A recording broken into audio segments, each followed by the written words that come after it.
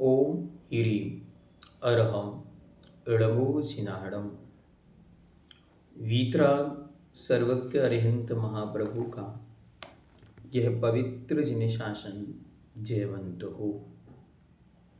वीतराग सर्वज्ञ अरिहंत देव विश्व के कल्याण की अनुपम धारा हमारे सामने प्रकट कर रहे हैं। उन्होंने कहा कि यह जीव कैसा है, जीने वाला है। पुनः कहा उव ओग मवो, उपयोग वाला है। पुनः उस उपयोग को उव ओगो दुबियपो, उपयोग दो भेद वाला है।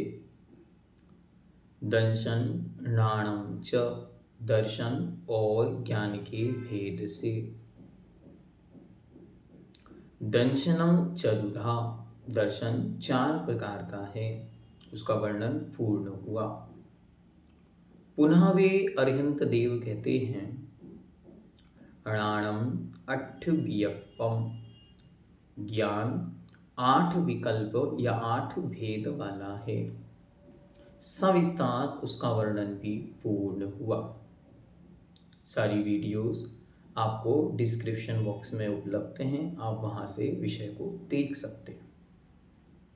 अब वे वीतराग अरिहंत महाप्रभु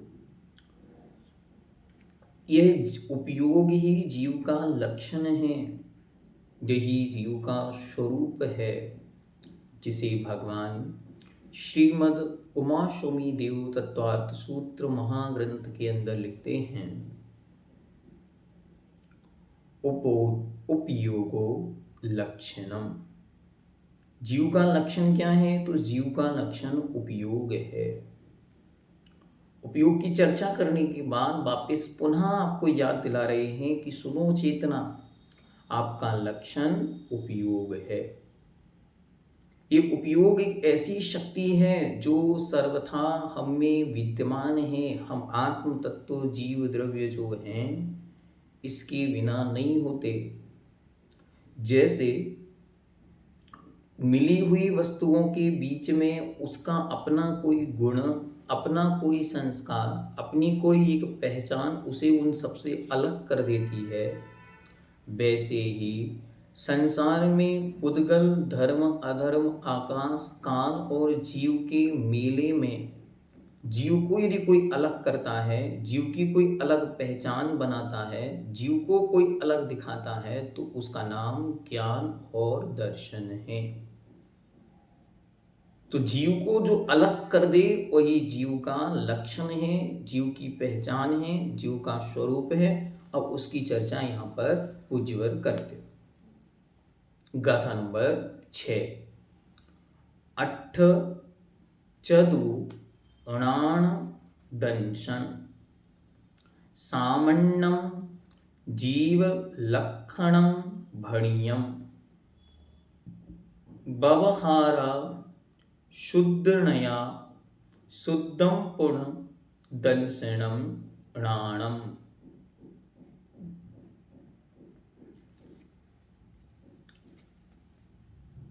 अट्ठ चदुणान दंशन सामन्नं जीवलक्षणं भणियं व्यवहारा शुद्धनया शुद्धं पुनर्दंशनं णाणम्।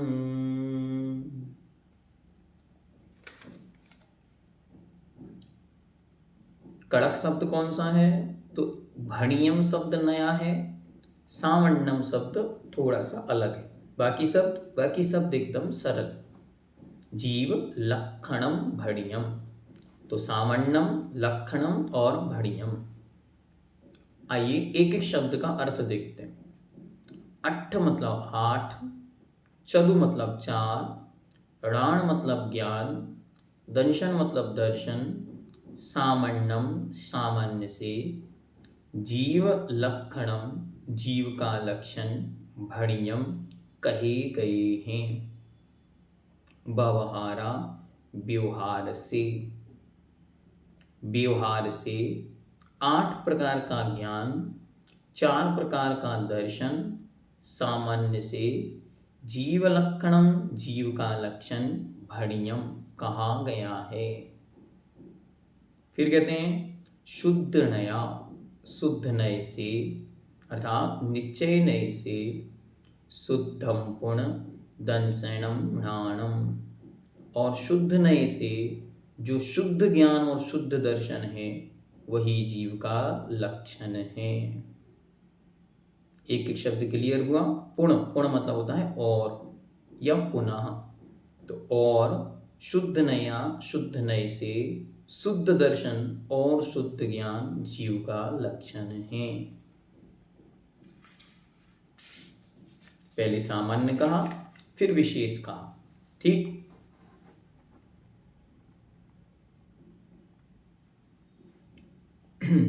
पुनः देखें एक बार, 8 प्रकार का ज्ञान, अठ्ठाण, इसे संयुक्त बिठालना, अठ्ठाण। फिर चतु दंशन, 4 प्रकार का दर्शन, सामान्यम सामान्य से, जीव लक्षणम जीव का लक्षण, भणियम कहा गया है। कैसे? व्यवहारा, व्यवहार नय से, शुद्ध नया और शुद्ध नय से, शुद्ध ज्ञान और शुद्ध दर्शन जीव का लक्षण है। एकदम क्लियर हुआ। अब इस गाथा के माध्यम से आचार्य भगवान हमें संकेत दे रहे हैं कि आत्मा का लक्षण क्या है। जब बहुत सारे द्रव्यों के बीच हम आत्म द्रव्य को देखेंगे, जीव द्रव्य की खोज करेंगे, तो तीनों लोकों में, तीनों कालों में एक भी जीव ऐसा नहीं होगा जिसके अंदर ज्ञान और दर्शन नहीं पाया जाएगा। अर्थात तीनों लोकों के सभी जीवों के सभी कालों में, सभी स्थानों में 2 चीजें तो परमानेंट होंगी ही होंगी। उनका नाम है ज्ञान और दर्शन। निगोद से लेकर के सिद्ध परमात्मा तक हर जीव, जो जो जीव होगा वह ज्ञानवान अवश्य होगा। उसमें ज्ञान और दर्शन दोनों पाए जाएंगे। कहाँ से? निगोद से लेकर चलो। निगोद में न्यूनतम सबसे छोटा ज्ञान पाया जाएगा और सिद्धों के सर्वश्रेष्ठ ज्ञान और दर्शन पाया जाएगा। क्रमशः बीच में, मध्य में 1 इंद्री, 2 इंद्री, 3 इंद्री, 4 इंद्री, 5 इंद्री, संगी, असंगी, देव, नारकी, मनुष्य, सब में वह ज्ञान अपनी अपनी क्षयोक्षम योग्यता के हिसाब से पाया जाएगा। लेकिन ज्ञान और दर्शन का अभाव तीनों कालों में, तीनों लोकों में कभी भी नहीं होगा। भगवान कुंद देव तो स्पष्ट रूप से आध्यात्म महाशिरोमणि श्रीमद समयशान ग्रंथ राज में लिखते हैं कि यह जीव अनादिकाल से इन कर्म वर्गणाओं के साथ रहता हुआ भी आज तक पुद्गलमय नहीं हुआ। अज्ञानी इनके साथ रहता हुआ भी आज तक अज्ञानी नहीं हुआ। उसने अपनी ज्ञान शक्ति, अपनी दर्शन शक्ति, अपनी चेतना शक्ति, अपनी जीवत्व शक्ति को एक क्षण के लिए भी नहीं खोया। एक क्षण के लिए भी उसकी वह शक्ति समाप्त नहीं हुई। जब वह जीव निगोद में है तो उस निगोद में भी वह लब्ध अक्षर ज्ञान, प्रमाण ज्ञान और दर्शन की योग्यता वहां भी रखता है। लेकिन इतनी न्यूनतम स्थिति है कि वह देखने में नहीं आती। फिर ऊपर उठते हैं तो 1 इंद्री में पृथ्वी, जल, अग्नि, वायु, वनस्पति, इनके भी ज्ञान दर्शन होता है। कौन सा ज्ञान होगा? तो इनके मति ज्ञान और श्रुत ज्ञान 2 ज्ञान होते हैं और अचक्षु दर्शन पाया जाता, क्योंकि चक्षु दर्शन कब होगा? जब आंखें होंगी। तो अचक्षु दर्शन पूर्वक उनके मति ज्ञान और श्रुत ज्ञान होता।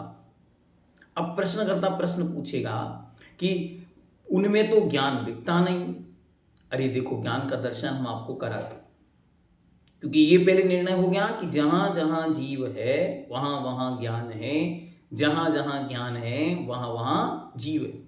पहले ये निर्णय करना है, फिर ज्ञान की खोज करनी है, क्योंकि जब निर्णय हो गया कि जहां जहां जीवत्वपना है, जीव है, वहां वहां ज्ञान है। सावण्णम जीव लक्षणम भणियम, सावण्णम जीव लक्षणम भणियम, इसको याद कर लिया, अब जाके खोज करेगा।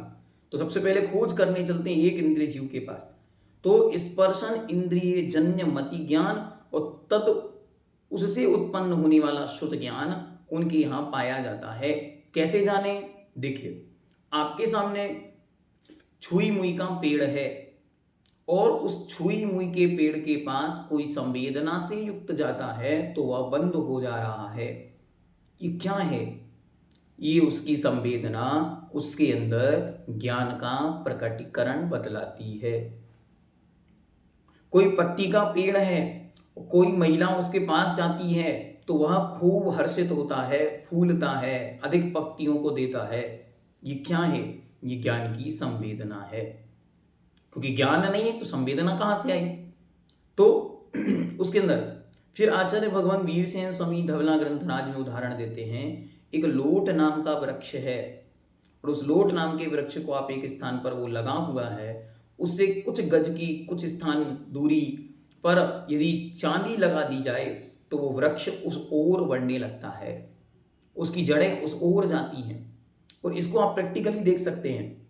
मानो आपने कभी देखा हो, पहाड़ की ऊंची चोटी पर कोई पेड़ लगा हुआ है और उसकी जड़ें किसी पहाड़ी में से निकल करके नदी की ओर, पानी की ओर भाग रही हैं।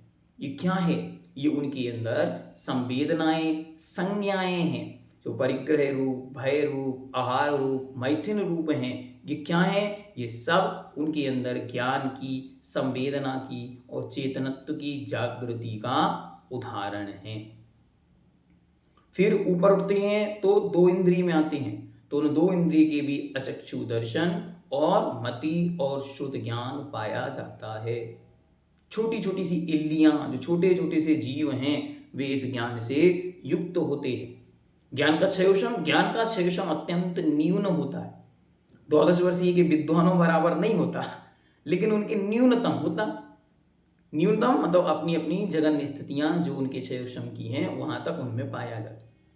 3 इंद्रिय में हम जाएं तो 3 इंद्रिय में चींटी आदि छोटे छोटे से चलने वाले जो जीव हैं वे सब 3 इंद्रिय हैं।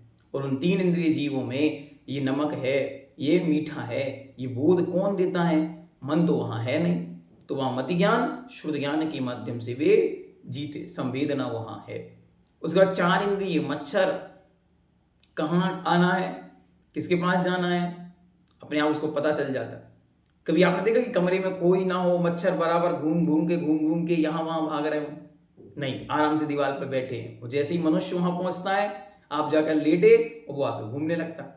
अरे भाई, इतनी देर से कहाँ थे, अभी तुम कहाँ से आ गए? तो ये उनके अंदर संवेदना का प्रतिनिधित्व करते। फिर उसके ऊपर हम बढ़ते हैं तो त्रियंचों में असंगी हैं, मन नहीं है, लेकिन फिर भी उनके ज्ञान और दर्शन की संवेदना पाई जाती है। अच्छी तरह ये समझना कि जैसे ही उनके चक्षु इंद्रिय आई 4 इंद्रिय के, तो उनके एक दर्शन और बढ़ गया, चक्षु और अचक्षु 2 दर्शन हो गए। अब हम 4-5 इंद्रियों में आएंगे तो चक्षु अचक्षु दर्शन उनके हैं और साथ ही मति और सुत नाम का ज्ञान है। और जब हम पंचेंद्रिय त्रियंचों में जाएंगे तो पंचेंद्रिय त्रियंचों के भी 2 ज्ञान और 2 दर्शन नियम से असंगीपने में भी हैं। अब संगी पंचेंद्रिय त्रियंच के पास आएंगे तो उसके पास 3 ज्ञान की संभावना है। हाँ, ध्यान से ये विषय पूरा आज हम इसलिए खोल रहे हैं क्योंकि ज्ञान कहां कहां कितना है हमारे अंदर बुद्धि में तो आ जाए। तो मति श्रुत ये 2 ज्ञान तो हर त्रियंच में नियम से है ही, लेकिन संगी पंचेंद्रिय होने पर सम्यत्व पूर्वक या देश संयम पूर्वक अवधि ज्ञान भी वे प्राप्त कर सकते हैं, अवधि ज्ञानी भी वे बन सकते हैं। और उसके निमित्त से उनके 3 दर्शन कौन कौन से? चक्षु अचक्षु और अवधि, ऐसे 3 दर्शन और 3 ज्ञान त्रियंचों के भी पंचेंद्रिय संगीपने के साथ हो सकते हैं। इससे ऊपर आएंगे तो नारकी जीवों के तो नारकी जीवों के भी 3 दर्शन और 3 ज्ञान नियम से होते ही हैं।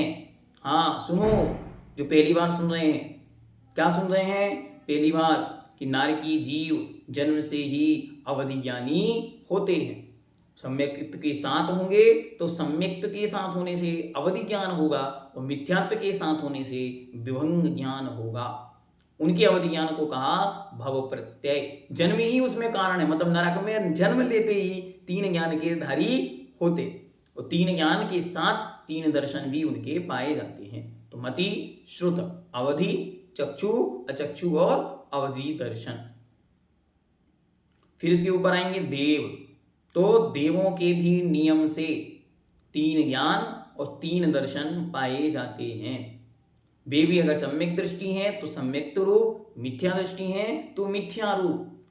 मति, श्रुत, अवधि, चक्षु, अचक्षु और अवधि, ये दर्शन पाए जाएंगे पूरे देवों के। हाँ, छोटा सा निम्न क्वालिटी का भी देव होगा तो उसके अवधि ज्ञान पाया जाता है। इसलिए देवताओं से पंगा नहीं लेते। क्यों नहीं लेते? वे अवधि ज्ञानी हैं, शक्ति में है, मनुष्यों से अधिक हैं, इसलिए उनसे बचकर चलना। इसका अर्थ ये नहीं हुआ कि वे पूज्य हो गए, कि उपकारी हो गए, आदि आदि, नहीं, कुछ भी नहीं। सामान्य से, जैसे अपने नगर में कोई शक्ति में अधिक होता है तो उसके प्रति हमारा भाव कैसा होता है? या तो बिल्कुल शांत होता है या फिर दूर रहने का होता है। बस वैसे ही उन देवों के साथ हमको करना। उसके बाद आते हैं मनुष्य, सबसे कीमती। कौन? हाँ, बड़ी कीमत है हमारी। क्यों है हमारी कीमत? क्योंकि एकमात्र मनुष्य ही ऐसा है जिसके पास 5 ज्ञान और 4 दर्शन हो सकते हैं।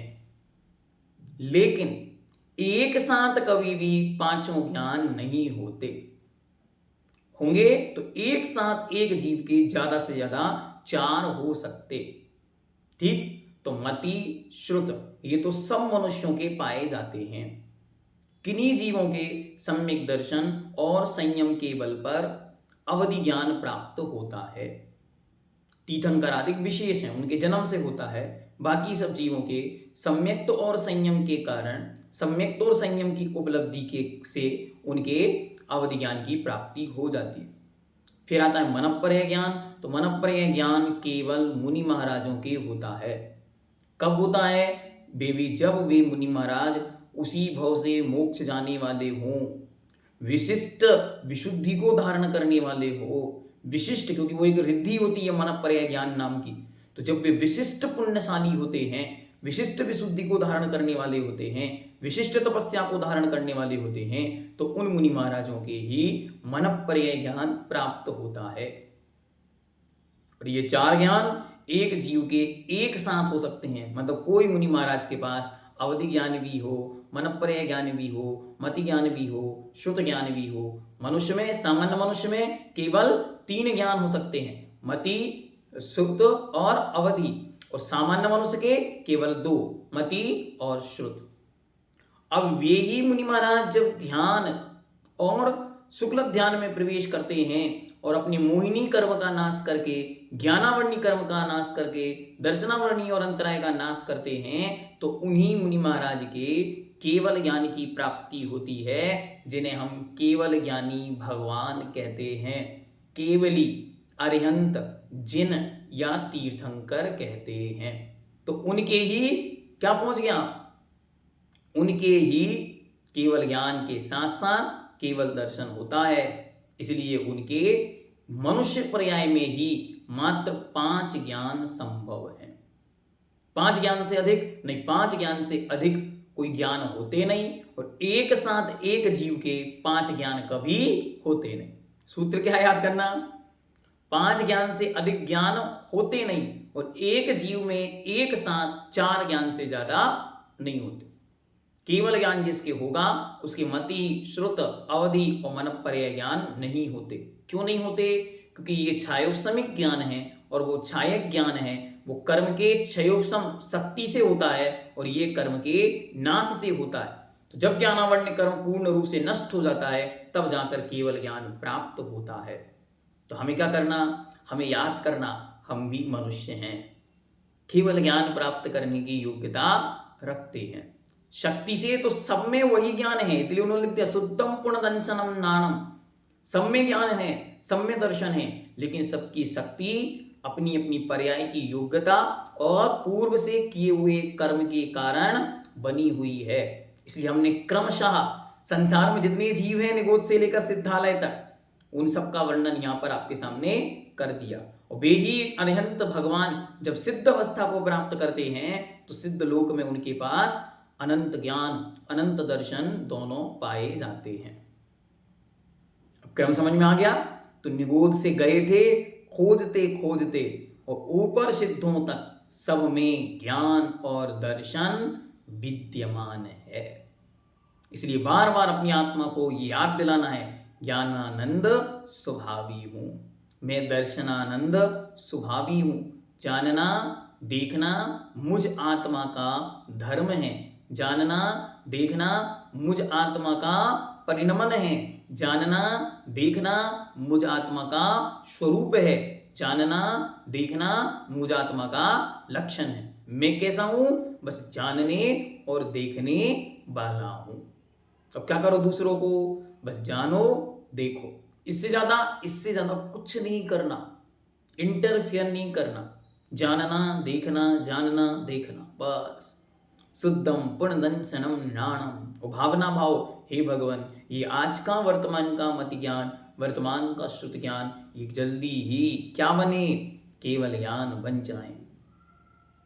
जब तक हम अज्ञानी हैं, कौन है? मिथ्यात्व के साथ हैं, मिथ्या दृष्टि है, सो हमारा ज्ञान ही अज्ञान है। और जैसे ही सम्यक्त की उपलब्धि होगी वो सारा का सारा ज्ञान सम्यक ज्ञान हो जाएगा।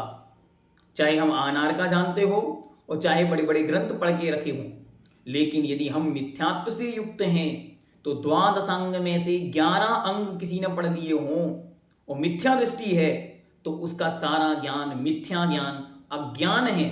और जिस क्षण उसको सम्यक्त की प्राप्ति होगी उसी क्षण उसका सारा ज्ञान सम्यक ज्ञान हो जाएगा।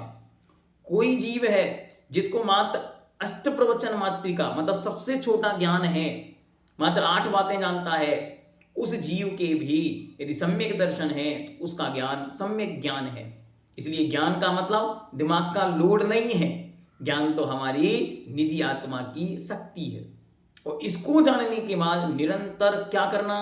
पढ़ना है, निरंतर नई नई चीजें जानना है? नहीं, इसको जानने के बाद एक चीज बस अपने जीवन में सीखनी, जो मैंने सीखी वो आपको बताता हूं। ज्ञान कभी भी किताबों को पढ़कर नहीं आता, ज्ञान तो हमारी आत्मा का स्वभाव है, हमारी आत्मा का वास्तविक स्वरूप वह ज्ञान है। लेकिन उस ज्ञान रूपी शक्ति पर कर्म का आवरण पड़ा हुआ है। और वो ज्ञान का आवरण डाला किसने? किसी भगवान ने, किसी ईश्वर ने, किसी ताकत ने, किसी शक्ति ने, किसी पड़ोसी ने, किसी माँ ने, किसी शिक्षक ने नहीं, वो आवरण मेरे स्वयं के निज परिणामों ने डाला है। मैंने ही जितने जितने संकलेश परिणाम किए होंगे, मैंने ही जितनी जितनी खोटे कर्म ज्ञान संबंधी किए होंगे, दर्शन संबंधी किए होंगे, उन्हीं ने मेरे ज्ञान पर आवरण डाल दिया। मैं तो अनंत शक्ति साम्राज्य परमात्मा शक्ति वाला हूं। शुद्धम पुनदंशनम नाणम भी मेरे हैं।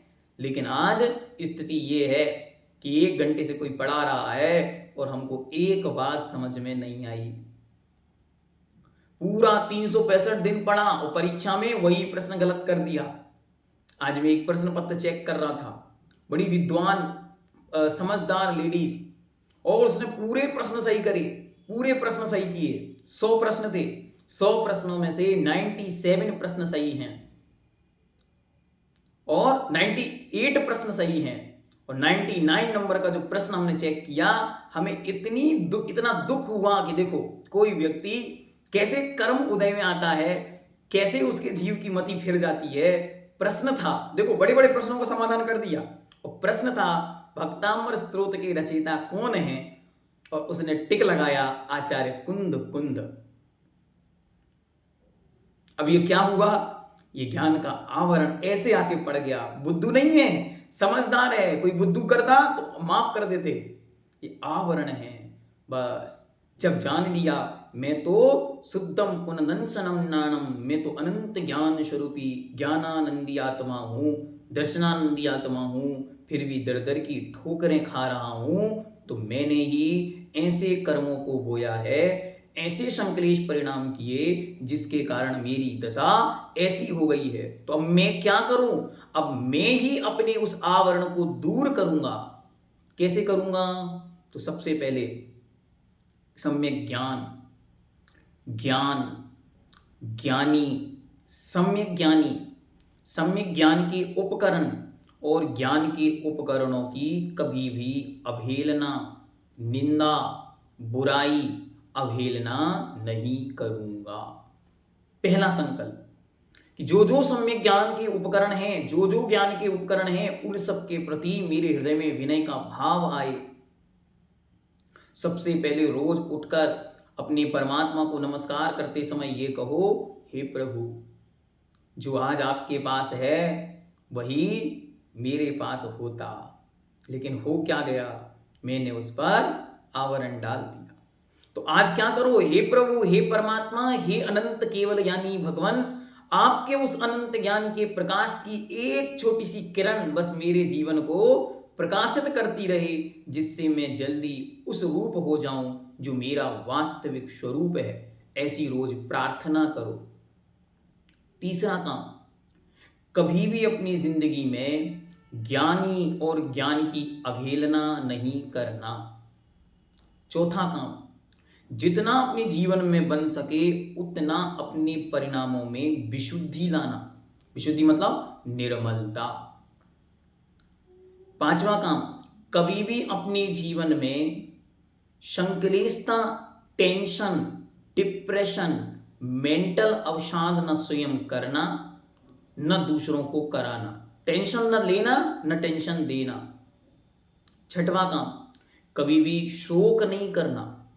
जितना जितना आप शोक करोगे टेंशन बढ़ेगा, शोक करोगे दुख बढ़ेगा, शोक करोगे मेंटल तंतु, जो मस्तिष्क के तंतु हैं, वे कमजोर पड़ जाएंगे, आपकी याददाश्त शक्ति कम हो जाएगी। नहीं अगर एग्जाम्पल देखना हो तो जिन माताओं को, जिन परिवारों में अच्छी बड़ी उम्र में उनके साथ कोई घटना घट जाए और उसके बाद उन्हें शोक हो जाए, दुख हो जाए, वे कहाँ चले गए, अभी क्या उम्र थी, आदि का विकल्प कर लेते हैं, उनकी ज्ञान शक्ति छीन हो जाती। आपके मोहल्ले में, आपके मंदिरों में ऐसे बहुत सारे उदाहरण आपने देखे होंगे कि कोरोना के बाद उनकी योग्यताएं धीरे धीरे समाप्त होने लगी। अगला, कोशिश करो कि जिनवाणी, श्रुत, आगम ग्रंथों की खूब सेवा करो। मंदिर में जो जिनवाणियाँ अधिक हैं उन पर व्यवस्थित कवर करना, उनको व्यवस्थित रखना, उनको सुरक्षित स्थानों पर रखना, उनकी सेवा करना, ये करने से ज्ञान का क्षयोक्षम बढ़ेगा। अगला, शिविरों का आयोजन करना, पाठशालाएं लगवाना, उनके पुण्य अर्जन करना, जिससे दूसरों के जीवन का अज्ञान दूर हो जाए। जितना आप दूसरों के अज्ञान को दूर करेंगे उतना आपका स्वयं का अज्ञान भी दूर होता चला जाएगा। अगला, लास्ट बट नॉट लीस्ट, क्या जीवन भर अगर आप एक साधना कर सको तो करो। जब तक मुख झूठा हो तब तक कोई भी शब्द नहीं बोलना। मल क्षेपण करते समय, मूत्र सेपन करते समय, उल्टी हो जाने के बाद और भोजन करते समय, इन समयों में कभी भी कोई भी शब्द मुख से नहीं बोलो। अगर आपको मानो भोजन के बीच में कुछ बोलने का भाव आए, तुरंत पानी लेकर पहले मुख की शुद्धि करो, फिर कुछ बोलो। ये द्रव्य शुद्ध की अवहेलना से बच जाएंगे। 6 महीने में आपका ज्ञान डबल हो जाएगा।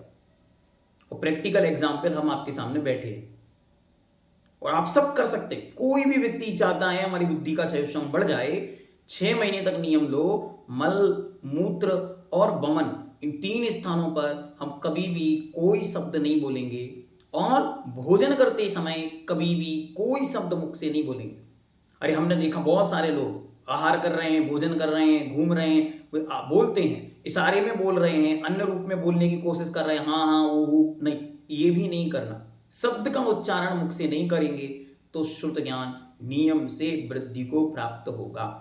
इसका प्रमाण आपको मिलेगा सागार धर्मामृत ग्रंथ के अंदर।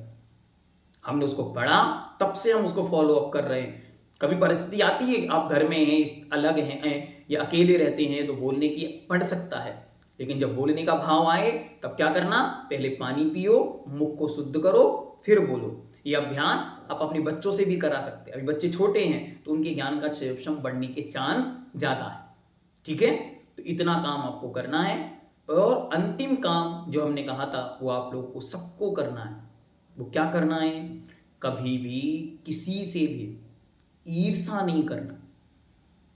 कोई कितना बड़ा ज्ञानी मिले, कितना बड़ा ज्ञानी, उसके ज्ञान की प्रशंसा कर दो 2 शब्द कहकर। नहीं कर सकते हो, वहां से भाग जाओ, लेकिन कभी भी उसके ज्ञान की बुराई नहीं करना, उसके ज्ञान के प्रति ईर्ष्या का भाव नहीं आना। किसी के नंबर देखकर घबराना नहीं, चीटिंग करके लाया होगा, नहीं, कभी नहीं। हमेशा ये भाव रखो, कोई भी थोड़ा सा भी कोई जानता है तो वह ज्ञानी है। क्या कहा, फिर से सुनो, सैकड़ों अवगुणों के साथ भी कोई थोड़ा सा भी जानता है तो ज्ञानी है, बुद्धिमान है। उसके ज्ञान की प्रशंसा करो और हमेशा अपनी ज्ञान, अपनी शक्ति के प्रति आभार व्यक्त करो।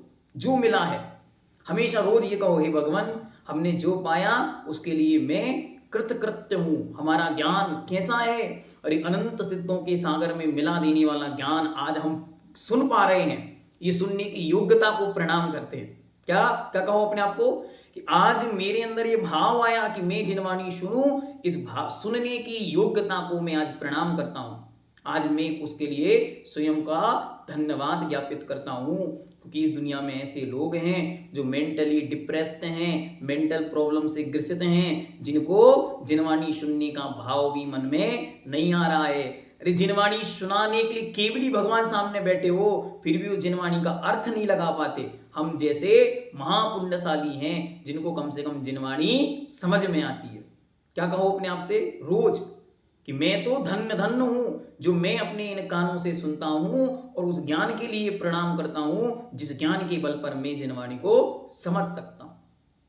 और एक उदाहरण जीवन भर के लिए याद रखो, उस प्रसंग को सुना के आज का सत्र पूर्ण करेंगे।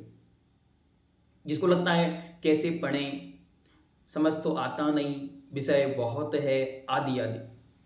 तो एक अम्मा थी, वो अम्मा रोज मंदिर जाती, बड़ी बहुत भक्ति भाव से पूजन, अभिषेक, सारी चीजें जो भी देखने की करने की होती थी, उन सारी की सारी चीजों में अपना इंटरेस्ट खूब रखती थी, खूब विशुद्धि के साथ सब कार्यक्रम में उपस्थित रहना। और जब पूरी पूजा हो जाती तब अच्छी तरह से वह अपने श्रुत भवन में, स्वाध्याय भवन में जाती। वहाँ स्वाध्याय भवन में जाने के बाद जिनवाणी की, जहाँ जिनवाणियाँ रखी हुई हैं, उस अलमारी के सामने ऐसे 3 बार हाथ जोड़कर और अपने मस्तक से लगा के बारंबार नमस्कार करती। नमस्कार करने के बाद एक जिनवाणी वहां से उठाती कोई भी ग्रंथ, उसे अपने मस्तक से लगाती, फिर बाजोटा पर रखकर फिर नमस्कार करती, फिर एक एक पन्ने को खोलती और ऐसे लगाती है। बड़ी कायोत्सर्ग पूर्वक, विशुद्धि पूर्वक, त्याग पूर्वक, नियम पूर्वक एक एक पन्ने को पढ़ती। जब पूरा ग्रंथ करती तो इतनी विशुद्धि के साथ ग्रंथ को मस्तक से लगाती, कायोत्सर्ग करती, शास्त्र को विराजमान करती। एक दिन एक पंडित जी साहब थे और पंडित जी साहब ने उसको देखा। पंडित जी साहब ने सामने देखा कि इन माता ने ग्रंथ उठाया। ग्रंथ का नाम था अष्टसहस्री, दुनिया का सबसे कठिन ग्रंथ। और वो ग्रंथ उस मां के हाथ में देखकर पंडित जी को लग रहा है कि बड़े बड़े विद्वान पंडित लोग इस ग्रंथ को नहीं पढ़ पाते हैं, इस ग्रंथ के अर्थ को नहीं समझ पाते हैं, ये अम्मा क्या कर रही है। वो लाती है, बड़ी विनय के साथ उसे रखती है और एक एक पंक्ति ऐसे अपने हाथ से घिस रही हो, मानो एक एक पंक्ति को इतना डीपली पढ़ रही थी, एक एक पंक्ति ऐसे घुमा रही थी।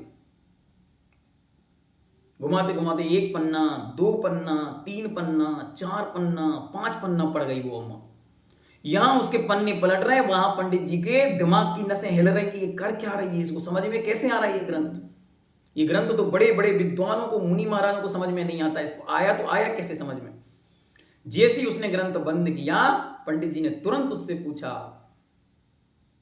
हे अम्मा, ये तो बता दे कि इस ग्रंथ में तुझे क्या क्या समझ में आया। उस अम्मा ने तुरंत पंडित जी साहब के सामने हाथ जोड़ते हुए कहा, पंडित जी साहब मुझे तो छोटा आ बड़ा आ नहीं आता। कौन सा ग्रंथ है? पंडित जी ने पूछा। नहीं नहीं मुझे नहीं पता कौन सा ग्रंथ है। सुनो सुनो बड़े ध्यान से, आप लोग सब पढ़े लिखे हो ना? हाँ, 8वीं पास, 10वीं पास, 12वीं पास, कोई बीए, कोई एमए, कोई पीएचडी होल्डर भी होगा, कोई डॉक्टर भी होगा, कोई और बड़ी बड़ी पोस्टों पर अपनी अपनी, हाँ, कोई एडमिनिस्ट्रेटिव ऑफिसर भी होगा। तो अलग अलग प्रकार की योग्यताओं को लेकर सब विराजमान हैं। कोई ऐसा तो नहीं जो स्कूल नहीं गया हो, कोई तो हैंड रेज करवा उसका सम्मान करेंगे अपन लोग, क्योंकि वो स्कूल नहीं गया फिर भी जिनवाणी के प्रति उसका बहुमान है, तो बहुत बड़ी बात उसके अंदर योग्यता है। वो अम्मा कहती मैं तो कभी स्कूल गई नहीं, छोटा क्या है बड़ा क्या है मैं नहीं जानती। तो पंडित जी साहब और आश्चर्य से भड़ गए, जैसे आप सबके अंदर आश्चर्य है कि वो कर क्या रही थी इतनी देर से।